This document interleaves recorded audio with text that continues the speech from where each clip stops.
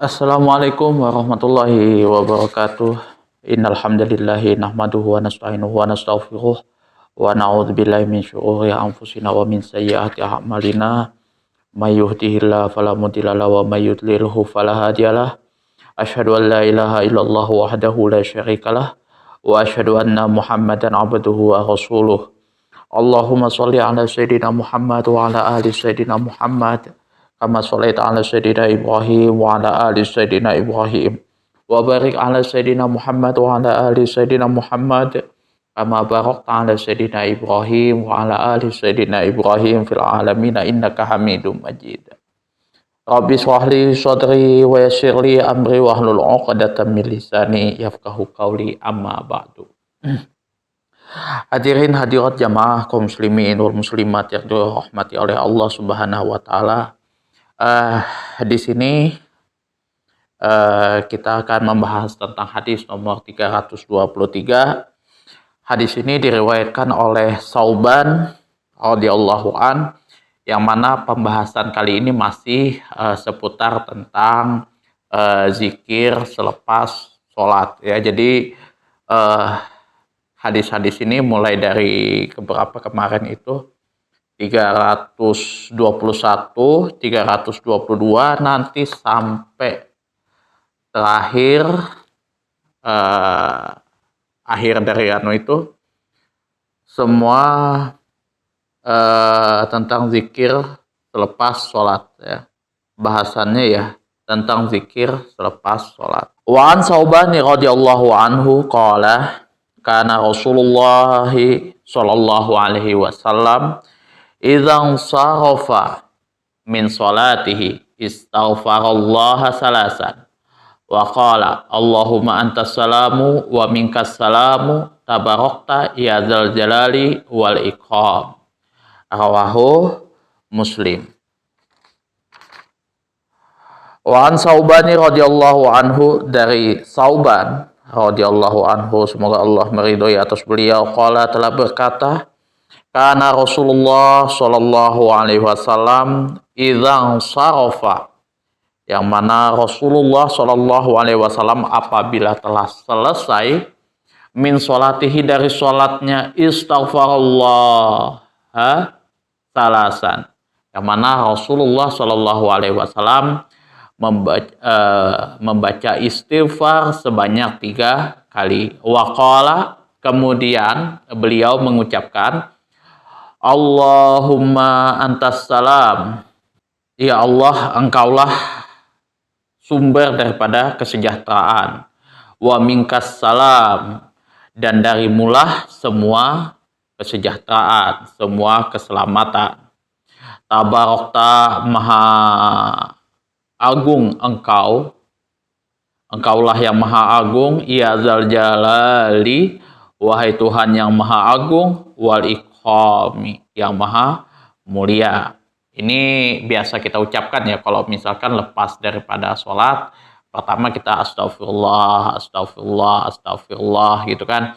Nah baru Allahumma antas salam wa minkas salam tabarakta ya zal jalali wal ikram. Hadisnya diriwayatkan oleh Imam Muslim. Kalau misal tabarakta rabbana wa ta'ala ya zal jalali wal ikram, itu mohon maaf, saya belum ketemu hadisnya ya. Bukan karena nggak ada, mungkin saya belum ketemu hadisnya untuk redaksi itu. Tapi kalau di dalam hadis yang diriwayatkan oleh Imam Muslim, seperti itu redaksinya ya. Nah kemudian makna keseluruhannya adalah betapapun taatnya hamba-hamba Allah Subhanahu wa ta'ala kepada Tuhan yang menciptakan mereka, sesungguhnya mereka tidak akan dapat menghormati Allah Subhanahu wa ta'ala dengan penghormatan yang semestinya. Dan mereka juga tidak dapat mensyukurinya dengan syukur yang semestinya. Allah Subhanahu wa ta'ala berfirman di dalam surah Al-An'am ayat 91, wa ma qadarullahu haqqa qadrihi, dan mereka tidak menghormati Allah dengan penghormatan sebagaimana mestinya. Itu ya. Jadi tidak diragukan lagi bahwa orang yang sholat kebanyakan tidak terlepas dari pikiran, godaan dalam sholatnya. Nah, maka disyariatkan kepada kita, ya, selaku ya kita orang awam ini, apalagi kayak saya ini, ya untuk membaca istighfar sesudah selesai dari sholatnya, untuk menyempurnakan sebahagian rasa khusyuk yang telah kita lewatkan, dan untuk menambal beberapa kecacatan yang kita kerjakan di dalam sholat kita itu sudah pasti, ya kan, mungkin keingat hutang, jemuran belum diangkat, dan lain sebagainya lah. Itu yang menyebabkan sholat kita terdapat kecacatan. Nah, untuk itulah maka Rasulullah SAW menganjurkan kepada kita selepas sholat itu hendaklah membaca istighfar sebanyak 3 kali. Ingat, istighfarnya 3 kali. Jangan ditambah 7, 20 atau lain sebagainya yang mana itu tidak ada hadisnya. Itu ya, yang tidak ada anjurannya. Kalau di dalam riwayat Imam Muslim, di sini Rasulullah SAW sudah nyata dijelaskan di sini ya, istighfarnya 3 kali. Untuk menambal beberapa kecacatan yang telah dikerjakan, yang telah kita kerjakan di dalam sholat. Demikianlah rahasia disyariatkan membaca istighfar sesudah salam. Jadi rahasia disyariatkannya membaca istighfar sesudah salam itu tadi, ya kan, untuk menambal kecacatan yang kita kerjakan di dalam sholat, ya kan, itu.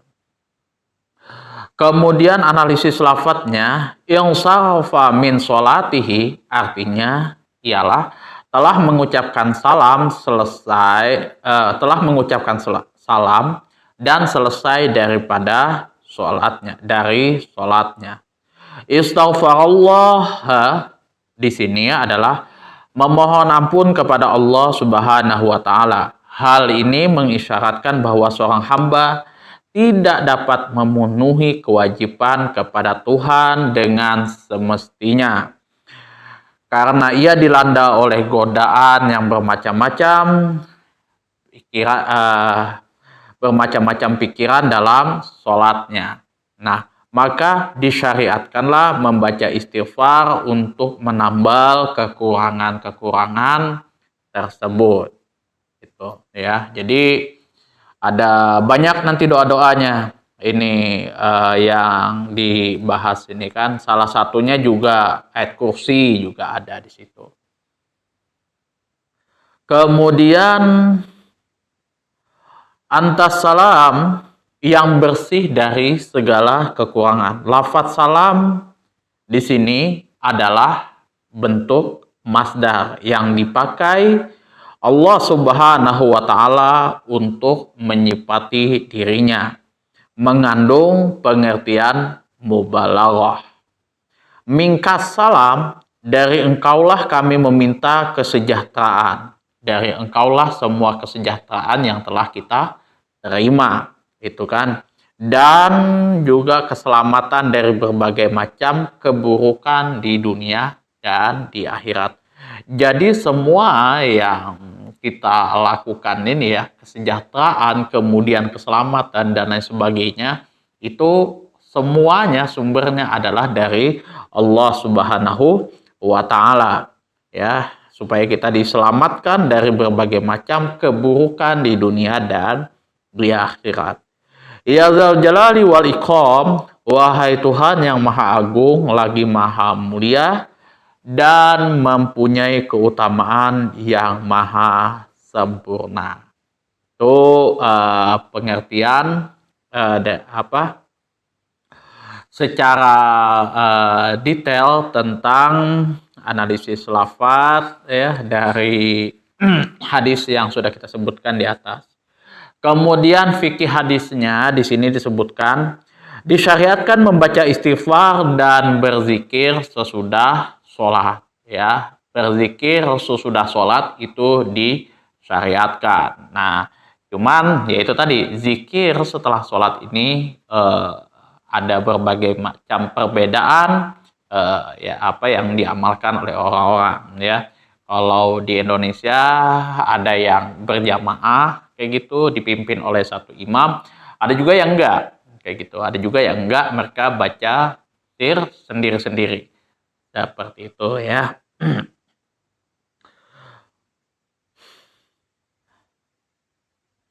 Yang kedua, penjelasan mengenai kalimat istighfar yang diucapkan oleh Nabi Shallallahu Alaihi Wasallam itu sesudah sholat. Ya, jadi kita di situ disunahkan untuk mengucapkan istighfar sesudah sholat.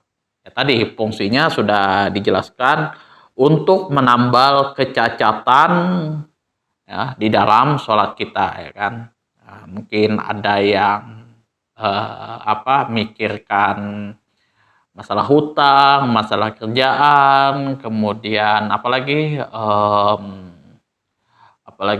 jemuran mungkin belum diangkat, kunci motor tadi lupa naruh di mana, kemudian macam-macam lah seperti itu kan. Nah, disitulah setelah sholat itulah kita disunahkan untuk berzikir kepada Allah, menambah semua kecacatan yang kita lakukan. Dan untuk